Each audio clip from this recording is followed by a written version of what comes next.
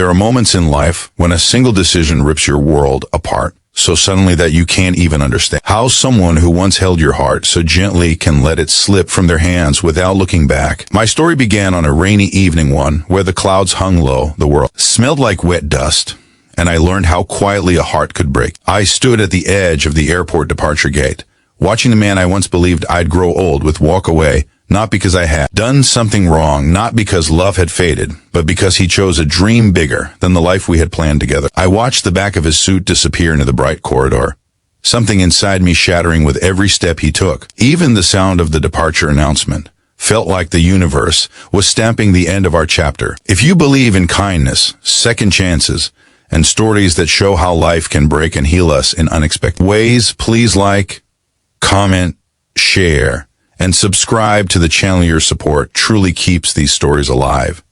His name was Ryan. Brilliant, ambitious, endlessly driven. He was the kind of man who didn't just chase dreams. He hunted them with an intensity that made everything else blur into the background. I used to admire that about him. I used to call it passion. Only later did I understand that sometimes passion blinds you to what matters most. We met during our university years, when life felt like a long road trip. With the windows down and the wind singing through our fingers, he studied business and finance, always with a notebook filled with goals, plans, and timelines. I studied literature, always with a book in hand and my heart somewhere between reality and the stories I loved. Somehow we fit, or at least we believed we did. Our early days were soft and warm, full of shared coffees, long evening walks, dreams whispered under the night sky. I used to imagine our life together small, peaceful, filled with love. But Ryan always imagined something bigger: skyscrapers, boardrooms, promotions, success that glowed like a crown. He once told me, "I want a life that makes people talk about me long after I'm gone." I had smiled and told him that I wanted a life where the person next to me made coming home feel like a celebration. In that moment, our differences felt beautiful.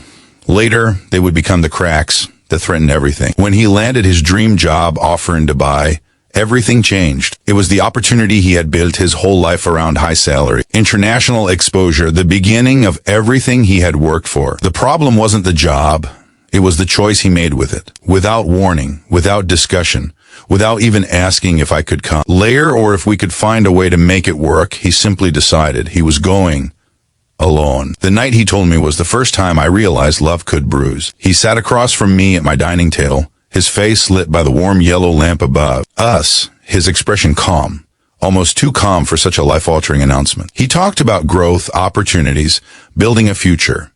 I heard nothing but the silence between us, heavy, deep, suffocating. I had expected him to say he needed me, that he wanted us to stay connected, that he valued what we had built. Instead, he ended the sentence with something that drained all the color from the room. "This is my time. I can't make decisions based on feelings right now." Feelings. That was what our love had become, a distraction he couldn't afford. I didn't cry in front of him. I didn't break. I only nodded, like someone watching their home quietly burn from the inside. But later, when he left the country, I realized heartbreak is not a sudden stab. It is the slow ache of losing pieces of yourself day by day.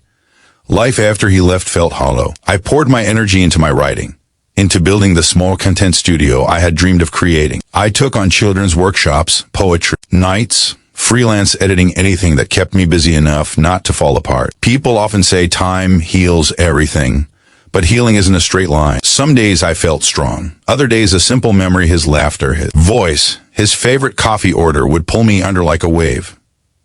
Months turned into a year. I grew, I learned. I found strength in places I didn't know existed. But the strange thing about healing is that it doesn't erase love, it simply teaches you how to breathe around the emptiness. Meanwhile, life pushed Ryan forward faster than he could hold on. Promotions, new responsibilities, an endless cycle of work, pressure, expectations. His messages became shorter, colder, distant. Eventually, they stopped altogether. I finally realized I had been holding into someone who had already let go. So one morning, with trembling fingers and a heart that felt too heavy for my chest, I sent him a message. I told him I needed to choose myself now, that I wished him success, but I couldn't wait in the shadows anymore. His reply came hours later, just 3 words that cut deeper than any goodbye. "I understand. Take care." I thought that would be the end of our story. But life has a way of turning pages we thought were already closed. 2 years later, on a soft, golden evening in October, my studio was buzzing with the laughter of children rehearsing for a storytelling event.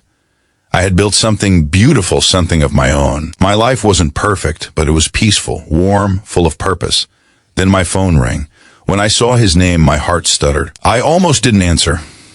Almost. But fate has its own strange timing. His voice on the other end was nothing like I remembered. It was tired, strained, almost fragile. He said he was back in the country for a short trip, and he asked if he could see me. I should have said no. I should have protected the peace I'd fought so hard to build. But closure is a curious thing. It pulls you even when you think you don't need it. So I agreed. When I walked into the cafe where we decided to meet, I almost didn't recognize him. The sharp, confident spark in his eyes had dimmed. He looked older, heavier not in body but in spirit. He stood when he saw me, and for a moment, we just looked at each other, two people who had once dreamed of forever, but now stood like strangers separated by a lifetime. He began talking before I could even take my seat. He told me how the job had consumed him, how the pressure had become unbearable, how success had come at a cost he didn't anticipate. He admitted that the loneliness had become suffocating, that he had spent nights wondering why achieving everything still felt like losing everything. Then, with a voice barely above a whisper, he said the words that cracked through all the walls I had spent years building. I threw away the one thing that truly mattered. I chose my career over you, and I have regretted it every single day. I felt something heavy rise in my chest, anger, sadness, love, all tangled together. He said he wanted another chance. He wanted to try again, to rebuild what he destroyed. For a moment, I was tempted. For a moment, I remembered the boy who once held my hand in the rain. But then I remembered the woman I had become, the one who had rebuilt herself from ashes.